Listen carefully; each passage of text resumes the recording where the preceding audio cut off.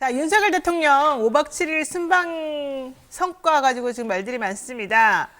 그런데 뭐 성과는커녕 완전히 망신만 당하고 왔다 이런 의견이 좀 지배적인 것 같은데 네. 일정이 혼선됐고 일본 총리 쫓아다니고 안 만나준다고 했는데 난리치고 쫓아가가지고 창피당했다는 얘기부터 시작해서 48초 서가지고 1억 달러 주고 도대체 한 게 뭐냐 이런 얘기까지 게다가 욕설에다가 게다가 뭐 대통령 부인은 옷을 뭘 입었네 안 입었네 조문을 했네 안 했네 정말 다사다난하게 말이 많았었습니다. 자, 예. 총평을 좀 해주실까요?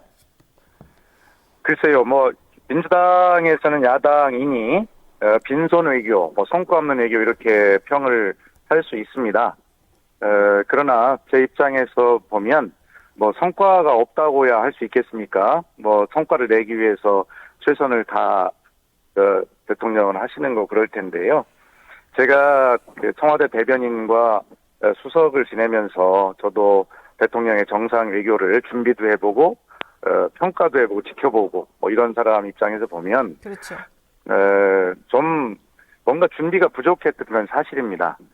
그것은 저는 대통령의 지지율이 20%, 또 30% 초반대를 유지하는 상황 속에서 아마 지난번에 태풍이 흰남노인가요? 그 대응을 경험적으로 좀 잘 한번 해봐야 되겠다는 것을 계기로 좀 지지율 회복의 반등을 좀 한번 해보겠다는 목표가 있었을 거예요. 그리고 네. 확실하게 이번 해외 순방을 통해서 좀 그 모멘텀을 마련하겠다 이런 목표를 설정해놓고 했을 텐데, 그런데 이 준비가 부족했다고 제가 얘기하는 것은 이 다자 외교라는 거, 특히 영국의 조문 그 외교라고 그렇게 성과를 미리 막 목표를 홍보를 많이 했잖아요. 네. 그런데 그런 다자 외교에서는 늘상 이러한 그 변수가 발생하기 마련인데, 그런 다자 외교의 특성을 전혀 모르고 대통령의 정상 외교를 준비한 것입니다. 그렇기 때문에 저는 외교 라인의 그 문책과 이런 것들이 필요하다라고 하는 이야기를 언론에서 많이 나오는데 그 말에는 동의를 하고요. 네. 그 다자 외교의 특성을 전혀 이해하지 못하고 그 지지율 반등을 만드는 모멘텀을 만들겠다는 성급한 목표 때문에 그렇게 일어난 그런 일들이라 보고요. 어쨌든 이 문제는 칭찬을 할 수는 없는 일입니다. 지금 그 대통령실에 있는 인사들이 너무 무능력하다 이런 얘기는 네네. 워낙 많이 나오고 있는데 그러니까요. 예. 그분들이 무능력한 것도 무능력한 거지만 왜냐면 네. 그중에 일부가 사실은 바뀌었단 말이에요. 예. 바뀐 지 얼마 안 된 상황에서 이 외교 일정을 좀 잘 꾸려 나갈 만한 사람으로 대체되는 게 좀 어려웠을 수도 있겠다 이런 개인적인 생각이 듭니다. 이제 문제는 당연한 분석이세요. 맞습니다. 그렇다. 예. 근데 문제는 거기 가서도 엉터리 같이 했지만은 문제가 터졌을 때 그런 일들을 수습하지 못하는 그리고 오히려 국민 탓을 하고 언론 탓을 하는 그런 태도가 정말 고쳐지지가 않더라고요, 보니까. 그래서 이제 제가 저 지역에 고향에 와서 다양한 국민들을 만나보고 말씀도 듣지 않습니까? 네. 그래서 저도 청와대에 있을 때 이렇게 국민 목소리를 다 듣지는 못했구나 할 정도로 저도 성찰적 태도로 국민들 말씀을 듣는데요. 네. 지금 국민들은 다 알고 계셔요. 대통령실에서 뭘 해명을 하든 뭐를 하든 대통령이 비속어 쓴 거 맞아. 네, 그런데 네, 왜 네. 거짓말하지? 그렇게 어떤 윤석열 대통령을 지지했던 국민들도 그렇게 다 생각하고 계십니다. 자, 그래서 네. 지금 어쨌든 준비 과정에서 그 준비 참모들의 무능과 네. 예상하지 못했던 것도 문제고, 제가 가장 지적하는 것이 지금 앵커께서 말씀하신 다자 외교의 특성상 현지에서는 많은 문제들이 발생할 수 있는데, 그렇죠. 상황들이 생길 수 있는데 거기에 어떻게 우선적, 선택적, 효율적으로 대처하느냐, 이런 문제가 굉장히 중요한 거잖아요. 네. 그런데 이번에 전혀 그런 것들이 보이질 못했어요. 특히 그 엘리자베스 여왕의 조문 문제가, 예를 들어서 그런 교통 문제나 이런 상황이 발생했다. 그러면 그때 이걸 어떻게 해야 될 것인가를 현지에서 빨리 상황 판단을 하고, 그렇죠. 그것을 이뤄야 되는데 그 현지 상황 판단 능력과 대응이 아주 부족했던 것이죠. 그런 걸 플랜 지적할 B로 수 나아가야 있습니다. 되는데 그런 게 하나도 없었나 봐요. 네, 그러니까요. 그 박진 외무부 장관도 다른 데가 있었고요. 네네네. 예, 그래서 하여튼 그 참모진의 구성, 수행 참모진의 구성도 문제였던 것 같습니다. 아이고. 자, 그러면은 일단 전체적으로 성과가 있었습니까? 이번 외교 순방에 있어서? 성과, 뭘 성과라고 하는지를 제가 잘 모르겠어서. 글쎄요. 저는 그래서 조문 외교는 사실 뭐 민주당의 외교 참사라고 하긴 했습니다만, 네. 그 뭐 야당이니까 그럴 수 있다라고 제가 방송에서 말씀드렸고, 그러나 뭐 굳이 그걸 외교 참사로까지는 하지 않겠다. 다만 그 이후에 그 방미, 이제 한미 정상회담을 통해서 네. 분명하게 그런 것들을 좀 만회할 수 있는 성과를 내기를 바랬죠. 네. 그런데 48초간의 만남 후에 뭐 가서 뭐 이런저런 뭐 얘기를 했다고 막 자막 뉴스 나오고 하더라고요. 그게 말이 그런데 되나요? 48초라고 하는 것은 뭐 안녕하시냐, 뭐 네. 인사하면 통역 끼었을 테고요.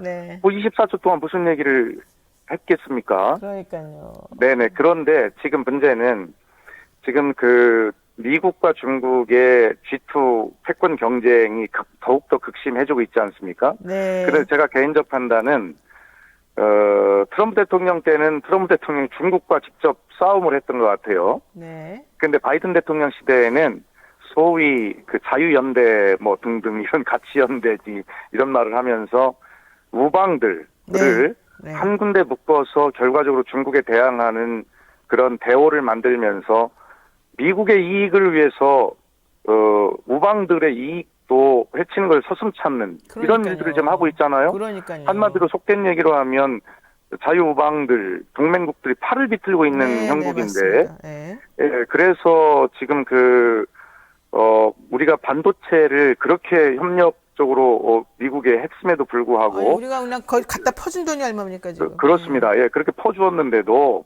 지금 그 인플레 감축법이 생기면서 우리 전기 자동차의 보조금도 안 보조금을 주고. 주지 않는 네. 뭐 이런 정말 핵심적 이익이 완전히 그 묵살되는 이런 것들을 목격하고 있는 상황에서 네.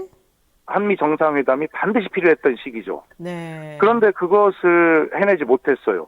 물론 바이든 대통령의 외교적 일정과 뭐 여러 가지가 복잡하다고 했지만 그러나 그런 것들을 다 예상해서 이 중요한 회담을 반드시 성사시키고 그럼요. 그에 대한 답을 확실하게 얻어왔어야 조문 외교에서 생긴 문제들 같은 것들을 좀 덮으면서 이렇게 성과를 거두었다고 국민께 자랑스럽게 보고를 할 수 있었을 텐데 네. 결과적으로 48초를 정상회담을 했다라고 그렇게 말할 수밖에 없는 참 어떻게 보면 부끄러운 외교였다. 저는 그렇게 개인적으로 보고 아쉽게 생각을 합니다. 아니 솔직히 말해가지고 바이든이 원래 인기가 없었는데 이번에 중간 선거를 향해서 가면서 인기를 올려야 되는 상황이었잖아요. 그러다 그럼요. 보니까 예전에 트럼프처럼 막 거칠게 그렇게 하기보다는 좀 아닌 척하면서 남의 나라 뒤통수를 많이 쳤단 말이에요. 특히 우리나라를. 예, 그렇습니다. 그러면 예. 이번에 한미 정상회담 같은 경우는 사실 바이든이 하고 싶지 않을 게 뻔하지 않습니까? 우리가 뭐라고 말할지 아니까. 그러면 그 사람이 안 하고 싶다 하더라도 우리가 해서 뭔가 건져낼 게 있는지 아니면 다른 우회 방법을 취할 수 있는 게 있는지 먼저 사전에 조율하고 그냥 정상회담도 할 수 있으면 하고 못하면은 다른 방법을 찾고 이런 여러 가지 좀 머리를 써가지고 외교를 해야 되는 건데 우리 라인은 왜 그런 게 없고 무식하게 그냥 밀어붙이는 형식의 외교를 하다가 결국 바이든이 시선 피하고 불편해하고 딴짓하고 이러면서 필리핀 정상은 만나주면서 우리는 만나지도 못하고 게다가 우리는 1억 원이나 주겠다고 구걸하면서도 결국 아무것도 안 되고 그러니까 화가 나서 대통령도 좀 멋쩍으니까 욕 비슷하게 자기 평소 언어 습관대로 나오다가 이 사달이 난 거잖아요. 뭐 그걸 뭔데 뻔한 거 아닙니까? 근데 왜 이렇게 다 우리 엉터리 노영희 말씀하시지? 변호사님은 그 비속어 욕설한 게 저 윤석열 대통령의 평소 언어 습관이라는 어떻게 하셨습니까? 저는 뭐 다 들은 게 있고 저도 법조계에 있는데 그걸 뭘 모르겠습니까? 몇십 년 동안 우리가 다 라인들이 있는데 근데 문제는 그러니까 저도 이번 그 비속어 논란이 벌어졌을 때 국민들은 이렇게 되게 말씀들을 하시더라고요. 그러면 그런 문제가 있으면 예, 제가 참 평소에 그렇게 평생을 직업을 갖고 살아오다 보니 아직 그런 언어 습관마저도 고치지 못해서 죄송합니다. 라고 이렇게 빨리 시인하면 그것을 용서 안 해줄 국민이 어디 계시겠냐. 이게 제가 만나는 분들의 네. 말씀이에요. 그런데 그거를 대통령실이 10시간 동안 머리를 굴리고 짜내고 해서 해놓은 것이 결과적으로 바이든이 아니라 날리면이라고 돼서 더 우습게 된 거 아닙니까? 그러니까요. 그러니까 원래 말이 거칠고 표현이 좀 그래서 그렇지 그 의도가 아주 나쁘고 그런 것도 아니었어요. 근데 이거를 그냥 호미를 막고 가래를 막다 보니까 엉터리가 됐다는 거죠. 맞습니다. 그리고요, 네. 저는 대통령실에게 좀 한 말씀 꼭 드리고 싶은 것은 뭐냐면, 네. 저도 대통령실에 근무를 해봤으니 사실 동업자 의식도 있어요. 네. 얼마나 고심스러울까 하는 생각도 있고, 그래서 저는 이번 그 비속어 논란이 터져 나왔을 때 저는 김은혜 홍보수석이 정말 걱정이 됐고 막 안쓰럽고 저걸 어떻게 할까? 안쓰러워요? 제가 페이스북에도 아이고, 글을 썼어요. 정말 대통령이 네, 걱정됐다. 네. 김은혜 홍보수석이 걱정된다 썼는데 10시간 만에 나온 그 15시간, 대통령실의 12시간. 15시간입니까? 네, 같은 해명은 바로 바이든이 아니라 날리면이다 라고 했고 한미동맹의 가치를 심각하게 훼손했다라고 하는 취지로 그렇게 프레임을 이동하는 작전을 쓰더라고요. 그런데 아이, 중요한 것은 네. 그것이 미국 의회가 됐든 바이든이 됐든 한국 야당이 됐든 중요한 건 대통령께서 그 앞에 이 땡땡이라고 비속어를 쓰신 게 본질입니다. 아이, 그럼요. 예, 그런데 그 본질을 놔두고 바로 한미동맹의 가치 훼손이니 이런 해명을 국민들이 누가 믿겠습니까? 그러니까 결과적으로 모든 국정 운영의 동력은 저희들도 경험해보지만 신뢰를 잃으면 안 되는 것인데, 네네. 예, 그렇게 대통령실의 지금까지 계속되는 해명들이 이상하게 자꾸 그 또 다른 설명을 요구하는 상황으로 그렇게 되어서 변명처럼 들리고 있잖아요. 네. 예, 지난번에 서울에 집중 폭우가 내렸을 때도 그럼 대통령이 비 오는데 퇴근하지 말라는 말이냐. 네. 뭐 이렇게 국민들의 염장을 지르는 그런 해명을 대통령실이 하지 않나. 이게 국민과 싸우고자 하는 이게 대통령실이 아닌가 이런 생각도 맞습니다. 들고요. 네. 그리고 네, 뭐 네. 어쨌든 새로운 노래 하나 알았습니다. 봄바람 휘바이든. 자, 그리고요. 한일회담 네. 저자세 논란도 정말 끝장입니다. 저는 기시다한테 왜 이렇게 매달렸을까요? 이해가 안 가는데요. 막 쫓아가고 안 만나주고 그러니까는 일본에서 야 우리가 안 만나줘야 되는데 만나줬다. 니네가 우리한테 빚졌다. 이딴 말이나 하고 앉았고 뭐 그 사람 만나가지고 결국 얻어낸 성과도 한 개도 없는데 국민들 감정만 나쁘게 만들었어요. 자존심만 떨어뜨리고 이런 건 어떻게 봐야 됩니까? 제가 네. 뭐 다시 한번 말씀드립니다만 전직 청와대 수석으로서 동업자 네. 의식을 가지고 한번 제 옹호를 해볼게요. 네. 일단 우리가 일본에 앞설 수 있는 것 중에 하나가요. 저는 도덕성과 진정성이라고 생각합니다. 네. 일본이 그런 도덕성과 진정성 측면에서 진정한 과거사에 대한 사과가 없기 때문에 우리 국민이 분노하고 있는 것 아닙니까? 그렇죠. 자, 그런 측면에서 보면 2년 9개월 만에 만남 자체가 중요하다고 그 평가를 하니 인정하겠습니다. 그래서 뭐 찾아갈 수도 있습니다. 예. 네. 예, 그런데 중요한 것은 기시다 내각이 지금 국내 정치로 보면 20%대의 지지율을 기록하고 있거든요. 맞아요. 네. 네네. 국내 정치에서 굉장히 곤혹한 상황에 처해 있을 때 일본은 항상 한일 관계에 텐션을 걸어서 그 지지율을 만회하려고 하는 전략을 그렇죠. 써왔거든요. 네. 그렇다면 우리가 아무리 윤석열 대통령께서 2년 9개월의 만남, 뭐 이런 것들로 우리의 진정성과 이런 것들을 보여주고 네. 선의로 앞으로 한번 잘 일본이 태도 변화를 뭐 바란다라고 할 수도 있어요. 그거 네. 평가해주겠습니다. 그러나 일본의 그런 국내 정치 상황이나 기시다 내각의 그런 입장을 생각한다면 다 예상하고 그렇게 이용당할 것도 생각을 했어야 되는 거 아닌가 네, 하는 맞습니다. 그런 생각이 들어서 네. 좀 너무 아마추어적인 선의를 가지고 그렇게 하는 것 아닌가 하는 생각이 들고 아쉽습니다. 네, 알겠습니다. 시간이 없어서 짧게 두세 가지만 여쭤보고 정리해야 될 것 같은데요. 그럴까요? 예. 네. 지금 이 사건 터지고 난 다음에 권성동 전 국민의힘 원내대표 MBC에 대해서 신속한 보도가 아니라 신속한 뭐 조작이다, 좌파 언론이다 난리가 났거든요. 사과도 안 하면서 계속해서 이 MBC 등의 언론을 탓하고 있는 이 모습. 앞으로도 이런 일은 계속될 것 같은데 어떻습니까? 언론은 저는 기본적 철학이 국민의 목소리라고 생각합니다. 네. 그러면 MBC가 조작을 했다면 그럼 그걸 다 검증하고 보도하는 대한민국의 다른 언론 그리고 세계의 모든 언론 전부 다 조작 집단입니까? 네. 그 말이 안 되죠. 저는 권성동 원내대표께서, 전 원내대표께서 좀 평소에 그렇지 않은 돈으로 알고 있는데 왜 그러니까요.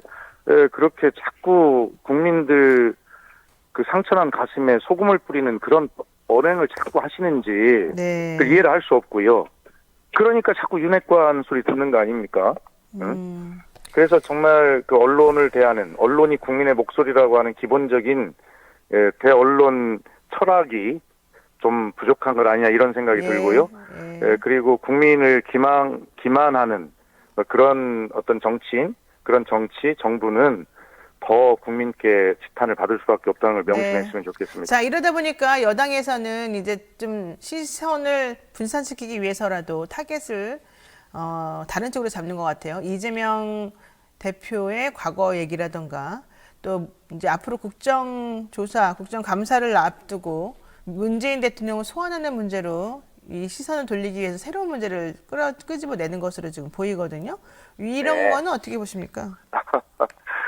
그러니까 참 어쨌든 국민의 눈높이가 어디 있는지 좀 집권 여당이 네. 좀 봤으면 좋겠고, 지금 집권 여당이 집권한 이래로 이러한 집권당을 못 봤다는 게 국민의 질타 아닙니까? 네. 지금 민생이 이렇게 어려워지고 세계 경제가 이렇게 정말 힘들어지고 있는 와중에 정말 그 총성 없는 전쟁이라는 표현을 그 여당에서 했던데요. 총성 없는 전쟁은 진짜 국민들이 지금 겪고 있습니다. 그런데 그것을 막아야 될 집권당이 지금 내홍에 휩싸여서 전혀 역할을 못하고 있으면서 어디에 대고 어떠한 지금 말씀들을 하시는 건지 네. 정말 국민적 눈높이로는 전혀 이해가 안 된다라고 하시는 게 국민들이 지금 바닥에서 들리는 국민의 목소리라는 것을 명심했으면 좋겠어요. 네. 자, 뭐 국정 감사 얘기 나왔으니까 지금 야당에서는 김건희 여사 도이치모터스 주가 조작이라든가 이런 일련의 여러 가지 의혹에 대한 증인을 단독으로 지금 부르는 것으로 얘기가 됐거든요. 그러니까 네. 국민의힘 측에서는 우리 여사를 왜 건드리느냐, 이거는 너무 지나친 개입이다, 뭐 이런 얘기합니다. 맞나요? 아니 그러니까 제가 방송에 나가보면 네. 국민의힘 측에서 나온 패널께서 이렇게 말씀하세요. 민주당은 입만 열면 기승전 김건희냐. 네, 뭐 이렇게 스타킹 얘기를 정당이냐 하거든요. 이런 얘기도 하죠. 네네 그렇게 네네. 하거든요. 근데 제가 이렇게 말씀드리고 싶어요. 발목 잡는다는 말이 있죠, 정치권에서. 아니 그러니까 발목을 내밀으니까 발목을 잡죠. 손목을 내밀어야 손을 잡지. 네. 이런 말씀을 드리고 싶은데 김건희 여사에 대해서 제기되고 고소 고발된 건들이 한두 건입니까? 그리고 경력 위조에 대해서는 본인도 직접 인정하고 사과한 문제잖아요. 네. 그리고 논문 문제, 부끄러운 것 아닙니까? 근데 이런 문제에 대해서 하나도 인정하거나 사과하거나 하지 않고 계속 발목만 내미니까 발목 잡죠. 그렇기 때문에 기승전 김건희냐 할 게 아니라 네. 한 가지라도 국민 앞에 사과하고 빨리 해결을 해 나가는 모습을 보여야지 그렇게 배째랍 버티기식으로 해서 해결되는 문제가 아니죠. 그리고 문재인 대통령을 증인으로 채택하겠다는 이야기를 먼저 꺼낸 것이 국민의 힘입니다. 네, 그랬죠. 네. 네, 그렇기 때문에 당연히 그렇게 하니까 야당은 정말 국민들께서 김건희 여사에 관한 문제 하나도 해명도 안 하고 배째라식으로 버티는 그런 문제를 에 대해서 화가 나 있는데 거기다 대고 문재인 대통령을 증인으로 채택하겠다? 이런 얘기 나오니까 당연히 민주당은 그렇게 할 수밖에 없는 것 아닙니까? 네, 알겠습니다. 아유, 오늘 사실 우리 살짝 흥분했어요. 원래 안 그러신 분인데. 네네네. 오늘 말씀 여기까지 들어야 될 것 같습니다. 지금까지 박수현 전 청와대 수석이었습니다. 고맙습니다. 감사합니다.